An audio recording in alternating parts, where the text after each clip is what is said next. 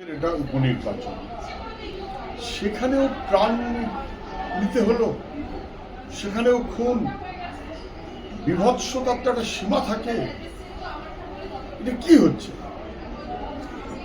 নির্বাচন সবাই জানেন যে একটা বিশেষ করে বাই ইলেকশনে শাসক দল যেতে তার পার্সেন্টেজ বাড়ে। 21 সালের বিধানসভা, তারপর শাসক দলের পার্সেন্টেজ বাড়বে, বিরোধীদের পার্সেন্টেজ কমবে, কম বেশি প্রায় সবাই জানেন। নির্বাচনের ফল ঘোষণার আগেই বিজয় মিছিল বেরিয়ে গেল। বিজয় মিছিল কিসের জন্য হয়? উচ্ছ্বাস, আনন্দ, মানুষকে অভিনন্দন? না না, সেসব গল্প নেই। একটু একটু পটকা ফাটা তো মানে বুঝি। সংগঠিতভাবে বোমা, স্প্লিন্টার সহ ছোড়া হলো, আক্রমণ করা হলো গ্রাম, এবং তারপরে 9 বছর বয়সে বাচ্চা মেয়ে খুন হয়ে গেল। কুৎসিত বিভৎস একটা জয়োল্লাস, দুষ্কৃতির দাপাদাপি, খুন। কে জবাব দেবে? কে জবাব দেবে? এই দুষ্কৃতীদের মাথায় পুলিশ জানতে হবে কোথায় বোমা কে রাখছে, কি করছে। কার্যত পুলিশ তো তৃণমূলের সভাপতি, না বুঝার কি আছে।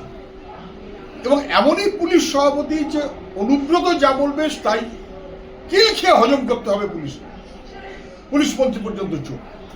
ফলে এইরকম একটা অবস্থা পুলিশ সব জানে, জেনে শুনে অ্যালাউড।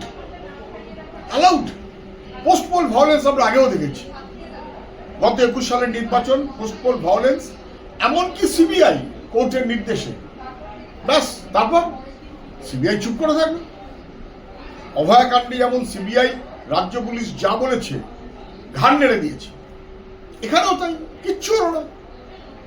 বোঝা গেল যে সিবিআই কার্যত প্রকারান্তরে দিল্লির আশীর্বাদ নিয়ে রাজ্যের শাসকের পাশে আছে। আর এখানে এত ভয় কি হলো? উপনির্বাচনের পর এটা ঠিক, বাম কংগ্রেস তাদের ভোটের পার্সেন্টেজ 3% বেড়েছে। কেন বাড়বে? হয় তৃণমূল নয় বিজেপি, হয় বিজেপি নয় তৃণমূল, আবার মাঝখানে কারা? ভোট বাড়ছে বাম কংগ্রেসের, ত্রাস হয়ে যাচ্ছে, ত্রাস। বিজেপির ত্রাস হচ্ছে, তৃণমূলের ত্রাস হচ্ছে। অতএব যে কোনো ভাবেই হোক একটা এমন পরিবেশ তৈরি করো যাতে মানুষকে ভয় পাইয়ে দেওয়া যায়। মা বলছে সরাসরি যে আমার মেয়েটাকে খুন করা হয়েছে, বলছে পুলিশের উপর আমাদের ভরসা নেই। এই পুলিশ কি বিচার করবে? কি মুখ্যমন্ত্রী বলছেন? পুলিশকে দেখতে বলেছি, পুলিশকে দেখতে বলো তো মানুষ দেখতে পাচ্ছে।